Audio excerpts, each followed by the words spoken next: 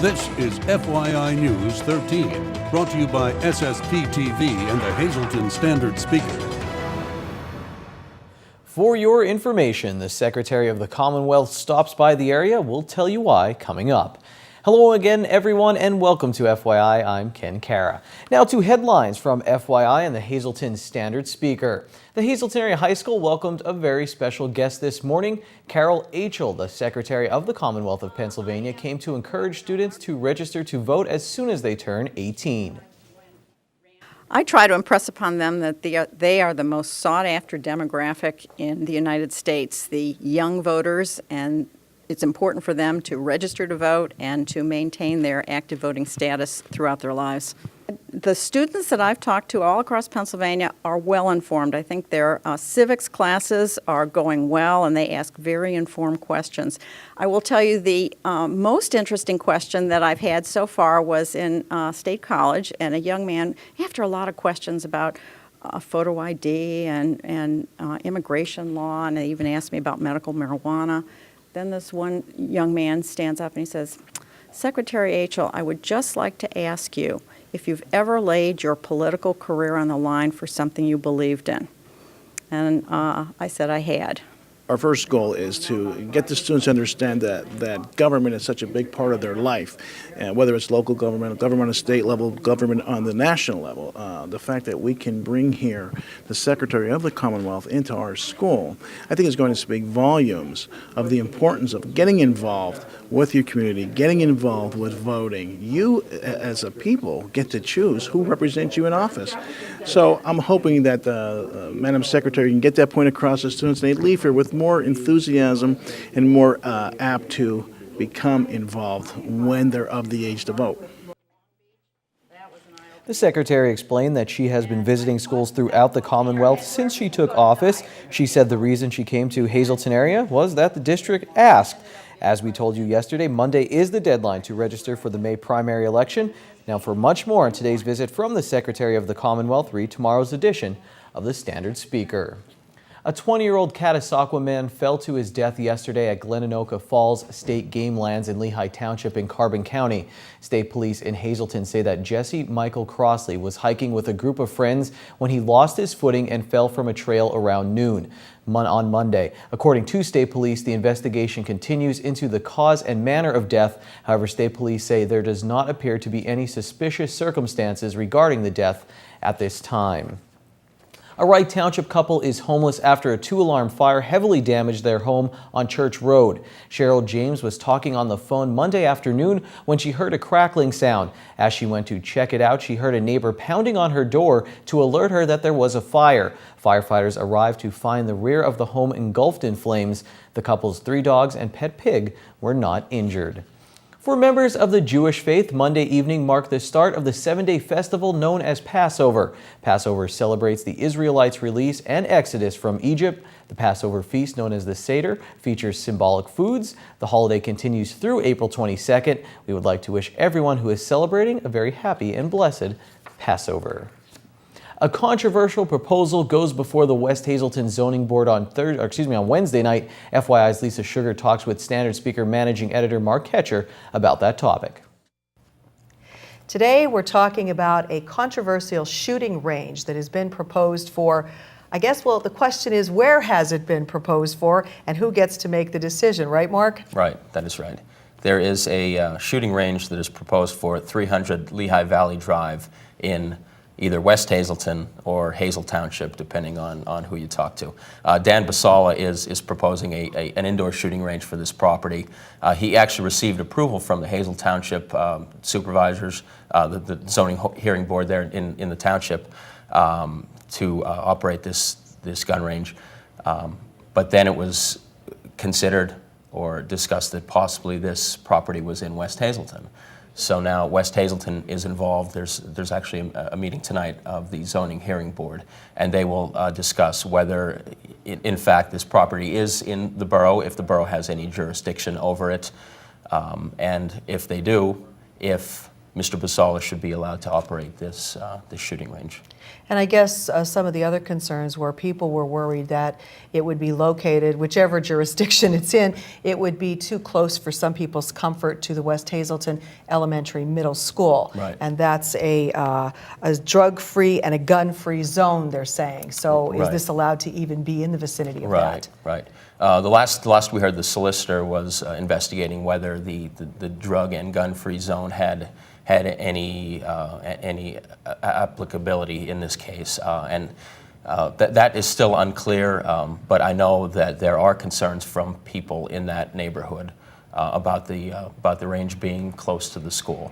On the other side of things, Mr. Basal and some other supporters have said that it's indoor, it's registered, it's authorized by the NRA. The people who work there are licensed, so everything is covered. There should be no issues. Again, it's indoors, and there will be no threat to people outside, especially the children at the school and at the baseball field, baseball complex nearby. I would see that there would be a concern if, like, it was outdoors. Sure. And then the kids are outside playing baseball and that. So I guess now it'll just be a matter of where it's to be located. And then what will the solution be like? I guess, well, tonight we'll find out what happens with West Hazelton, but will they have to get it surveyed to see exactly, in fact, where it sits boundary-wise? Right. Actually, West Hazelton had proposed a survey, but Hazel Township actually opposed that. Hazel Township, their supervisors say that maps from the 1930s and other maps show that the property clearly is in Hazel Township. So they said there really is no need for a survey. So they opposed that, and that survey did not happen. The township supervisor said that they were not approve paying for such a survey, so that did not happen. So again, there's the dispute. It still exists, and we'll see tonight how it is resolved or how it continues. And once it is resolved or whatever happens tonight, you'll be able to learn about it right after it happens, because you're going to be having alerts and breaking news. Sure. We'll have a reporter there covering the meeting, and as soon as there's a decision or at least some kind of resolution on how we move forward on this matter, we'll have a story on our website. It will post on Facebook, and we'll send out alerts to our subscribers and readers to let them know what happened, and they can read all about it tonight after the meeting, and that meeting's at 7 o'clock. All righty. The West Hazelton zoning meeting tonight at 7. Again, Mark and the Standard Speaker will have all the results of that breaking for you with alerts and on their webpage tonight. Thanks, Mark, for coming in. Thank you. All righty. Now, from the superintendent's desk, the Hazelton Area School Board will hold committee meetings tonight and tomorrow night. Tonight's meeting includes facilities and capital projects, nutrition and transportation, and special education, ESL, and alternative education. The agenda for the alternative education lists an agenda item which reads, "We will discuss instituting at least part of the Arts and Humanities Magnet School for the second semester of the upcoming school year." The meetings are set to begin at 6 p.m. at the District Administration Building. And this has become a tradition for the past few days. Here's the street sweeping schedule for the city of Hazelton for tomorrow. It's Twitter Tuesday, and we want to give you stuff. That stuff is a $15 Bottlenecks gift card and a free week at Core Fitness in Hazelton. All you have to do is go on Twitter and then repost the contest message that we are going to post in just a little bit. We will then pick a winner at random. So it's that simple. Find that message that says retweet to win, click retweet, and you are entered. We will message you on Twitter if you are the winner. For breaking news, remember you can visit facebook.com/FYI News 13 and go to standardspeaker.com to sign up for text and email alerts. So when there is breaking news, you will find out as soon as possible. Still ahead on FYI, Janine is here and her new segment, Care for Kids, is today. In sports, we have baseball highlights. Plus, we'll talk with 3 area students about a video they made with a very important message.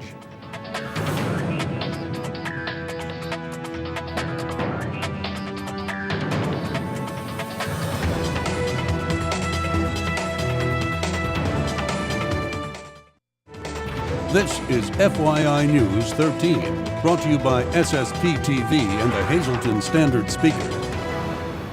Thanks for joining us on FYI. In your community, every Tuesday we hit on Luzerne County children and youth. And now we're with Nicole Litistansky. She is with Children and Youth, and she is a supervisor. And all month long, it's Child Abuse Awareness Month. Correct. And we want people to know exactly what is child abuse.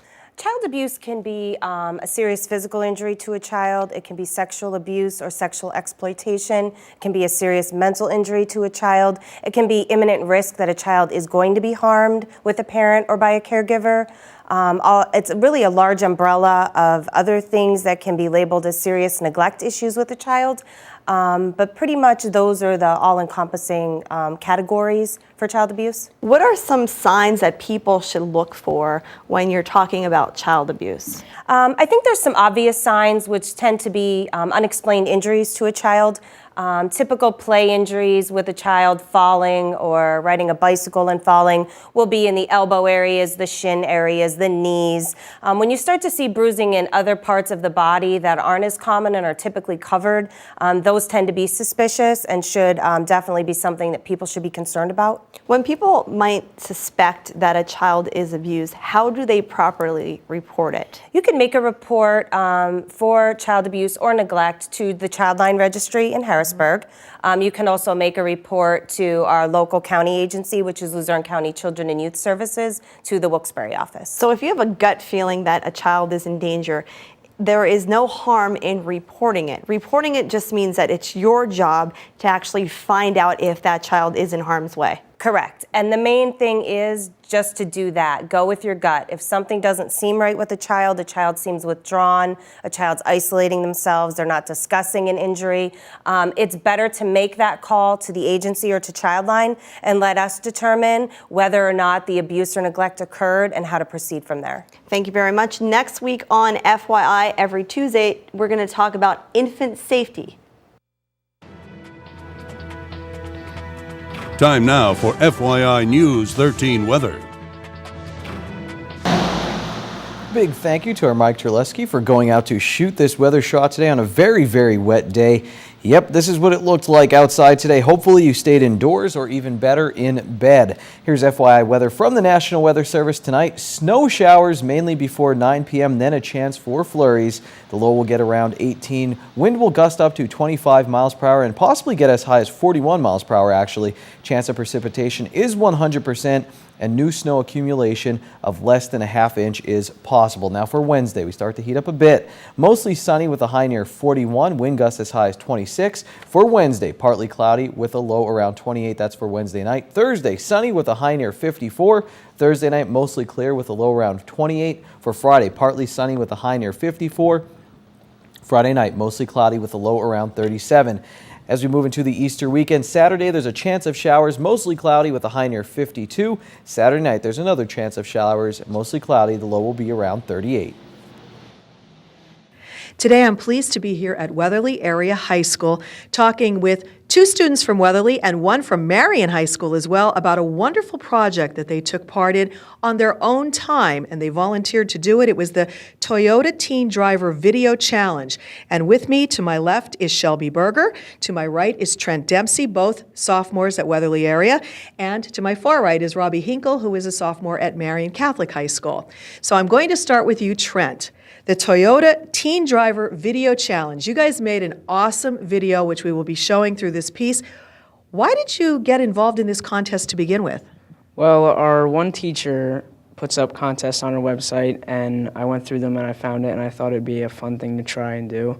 And so I got a group together that I thought would work, and we went through with it. And was this the first time you ever did anything like this? Yeah, it was the first time I ever did anything like this. Wow, pretty impressive for the way it came out for a first-time attempt. And Shelby, you were the woman behind the camera making this wonderful video. So tell us about the video. Well, we filmed it at my house and on a road by my house. And the idea sort of came to us as soon as we heard about the video contest. What was the story behind the video? Okay, well, the story behind it was, the video was supposed to be, if you were to see one video that would convince you not to text and drive, what would it be? So we thought that we really wanted to get the message through, and so we added the part where the guy proposes as a part to make it more emotional. And it definitely turned out that way. It was very emotional. So you not only shot it, but then you edited the entire piece as well? Yeah, it took about 8 hours to film, and it took a few days afterwards to edit. All right. And Robbie, how did you make out with this? I know they were picking finalists and winners in this contest, and there were a lot of entries in this contest. Yeah, we didn't hear anything yet, but even if we don't win, we still hope to view it locally. That way we can raise awareness about texting and driving. What was some of the reaction? Have your friends seen it yet? Has anybody seen it? Or your family members, I'm sure, have seen it? Yeah, I showed it to a bunch of people at my school. It actually made a few people cry. My teachers viewed it. They all loved it. My family loved it. Everybody really liked it a lot. Well, we hope that you do hear something because we really think it's professionally made. You all did a really wonderful job. Strong message against texting and driving. And Trent, is that the message you want to send to all your fellow classmates and friends in that you hope this gets the point across that it is very dangerous to text and drive? Yeah, it's not a thing that you should be doing, and we really wanted to make it so that when people saw it, they would be discouraged to text and drive. All right. Well, again, great job by all three of you. We congratulate you, and we hope that you do go on to bigger and better things in the contest and maybe future videos. Reporting from Weatherly High School for FYI, I'm Lisa Sugart. On tonight's community calendar, we have a special event that is going on Easter Sunday. It's the Community Easter Dinner at Catholic Social Services. Everyone is welcome to attend or help out. If you would like to help or if you would like more information, call the number on your screen. The event is put together by Catholic Social Services, the United Way of Greater Hazelton, Hazel Park Packing, and the Hazelton Firefighters. For a full list of community events, visit our Facebook or website. And here's today's Pennsylvania winning midday lottery numbers. The Daily 630, the Big 4 8664, Quinto 93168, and Treasure Hunt 3 5 13 20 24. FYI, we'll be right back.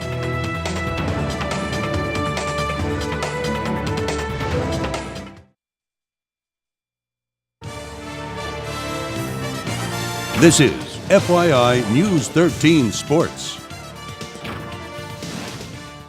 April showers bring headaches to spring sports coaches, athletic directors, and sports reporters.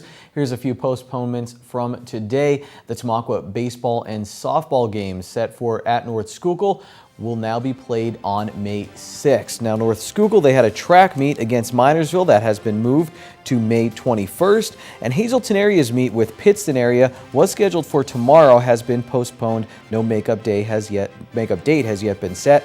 Now, due to snow, the Scranton Wilkes-Barre Rail Riders doubleheader against Buffalo has been postponed. They will make up one game in a doubleheader on Thursday and the other game in July. All postponements we receive will be put on our Facebook page as well. The Hazelton area Cougars did play baseball on Monday against Wyoming area, and they did get an 11-7 victory. With the wind blowing out at Rex Antonozzi Field, Hazelton area starter Dante Biazzi came into the game with a plan. But in the third and fourth innings, that plan went a little awry.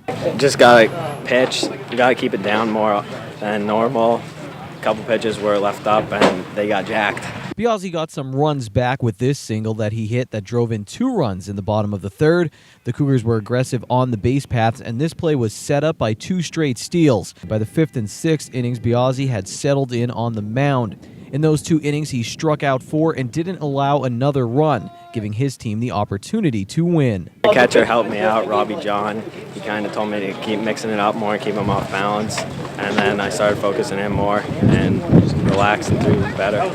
After applying a lot of pressure all day, the Cougars broke through in the 6th. Dante Biazzi drove in 2 more runs, and Robbie John hit a 2-run homer as the Big HA plated 7 runs in the inning. That would prove to be enough as Biazzi got the win on the mound. Yeah, he gave up a couple home runs. One ball was well hit. The other one's, hey, listen, take advantage of it. It's odd this time of year that the wind blows out at our park, so it's usually blowing in. So a lot of those aren't home runs, but they were today. You know, we just battled. and that was part of it. That was 4 runs. You get 4 runs, solid, had a solid effort. So the Cougars were able to bounce back from their first loss of the season to Pittston area over the weekend. It was a loss that helped them refocus. It kind of got us down to earth more, and we just started playing baseball now. We kind of had big heads before. The Cougars are scheduled to host Holy Redeemer on Wednesday. We have more baseball action to tell you about on the FYI Standard Speaker scoreboard. A big 4-run 6th inning held Pottsville past Tamaqua. Also in the Schuylkill League, the Marion Colts beat Monoy area. As we move on in softball, the Big HA, they lost their first game of the season. And in the Schuylkill League, Marion was also handed their first loss, and Pottsville beat Tamaqua. Schuylkill Haven beat Monoy area to round out our Schuylkill League scores. The Cougars are still unbeaten on the courts. Hazleton area swept past Wyoming Valley West. In track and field, Pottsville swept Tamaqua in boys and girls meets. Finally, in volleyball, Crestwood got the W over Dallas. To read full reports from all of these games, pick up Tuesday's edition of the Standard Speaker. Remember to stop by our Facebook page for some fun little sports extras, and that's facebook.com/FYI News 13. Tomorrow, Standard Speaker sports editor Dave Seaman stops by and we'll talk about Penn State's blue-white game and more. Happy Wing Night. It's Wing Night at Bottlenecks. Get $2 off your order of wings or all-you-can-eat wings and boneless wings for only $14.95. Bottlenecks wings are voted best wings in the area year after year. Good evening, everyone, and here's tonight's Talk of the Town report. First tonight, happy 7th birthday to Olivia Dudek. Love from your family and friends. Also, happy anniversary to Ed and Rosalie Bednars. This which comes with love from your family and friends. Happy birthday, John Starzik, from your family and friends. Our first announcement, the Hazleton Art League will be holding an opening reception on Saturday, April 26th from 5 to 7 p.m., featuring the work of Japanese photographer Taka Kobayashi. Don't miss this unusual exhibition from April 18th through May 11th. More information, please call 570-817-1075. And finally, Nescopet State Park will be holding a Junior Bird Club event on Saturday, May 10th. This program will be a spring bird walk from 9 a.m. to 1 p.m. The Junior Bird Club is always open to new members ages 9 and up. Register by calling 570-403-2006. That's tonight's Talk of the Town. News 13 would like to send sincere condolences to the family and friends of these recently departed. Joseph J. Generose Jr. of Latimer. Funeral is Thursday at 9:30 a.m. from the Fierro Funeral Home. Friends may call Wednesday from 6 to 9 p.m. Jane L. Spadell of Whitehaven. Services will be announced by the Lehman Family Funeral Service. And Rowena B. Jones, formerly of Hazleton. All services will be held privately and at the convenience of the family. Tonight's obituaries have been brought to you by the Smilax Floral Shop located on 15th Street in Hazleton. Call Smilax for all of your special events. Call 570-454-0111.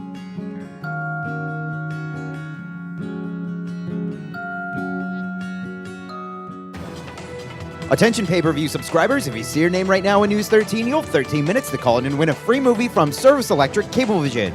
Our winner tonight is James Kuzmak of Cunningham. James, if you're watching, give us a call right now, 570-459-9813 to win your free movie.